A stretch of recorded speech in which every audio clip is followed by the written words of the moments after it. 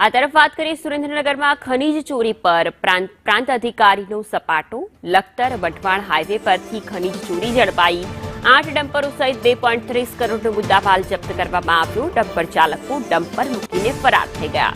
Dumper નંબરના આધારે માલિકોની શોધખોળ શરૂ કરવામાં આવી છે. ગેરકાયદેસર ખનીજ ચોરી કરી રહ્યા હતા ત્યારે પરપ્રાંત અધિકારીનો આ સપાટો, જ્યાં ખનીજ ચોરીને લઈને વિગતો મેળવવામાં આવી અને તે સાથે જ ડમ્પર ચાલકો ફરાર થઈ ગયા. જો કે ડમ્પર મૂકીને ગયા હતા તેમના નંબરના આધારે પોલીસે માલિકની શોધખોળ હાથ ધરી છે.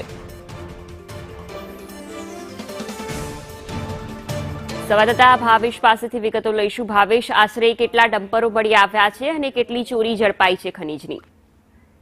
ચોક્કસ વાત કરવામાં આવે, સુરેન્દ્રનગર શહેરના રસ્તાઓ ઉપર, હાઈવે ઉપર અનેક ડમ્પરો છે બેફામ ચાલી રહ્યા છે. ગેરકાયદેસર ડમ્પરો છે એ ચાલી રહ્યા છે. એના ઉપર એકાએક વઢવાણ પ્રાંત અધિકારીએ સપાટો છે એ બોલાયો હતો, જેમાં 8 ડમ્પરો છે એ જપ્ત કરવામાં આવ્યા હતા. 2.30 લાખ એટલે કે 2 કરોડથી વધુનો મુદ્દા માલ છે જપ્ત કરવામાં આવ્યો છે. ખાણ ખનીજના અધિકારીઓ છે એને અંધારામાં રાખી પ્રાંત અધિકારીએ આ કાર્યવાહી છે કરવામાં આવી છે. હજુ પણ આવા જિલ્લામાં અનેક ડમ્પરો છે ગેરકાયદેસર રીતે દોડી રહ્યા છે. અનેક જગ્યાએ ગેરકાયદેસર રીતે ખોદકામ થઈ રહ્યું છે. આની સામે પણ કડકમાં કડક કાર્યવાહી થાય એવું પણ લોકો ઈચ્છી રહ્યા છે.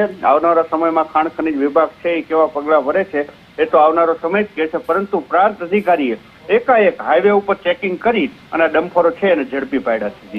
જી બિલકુલ ભાવેશ, આભાર તમામ વિગતો બદલ.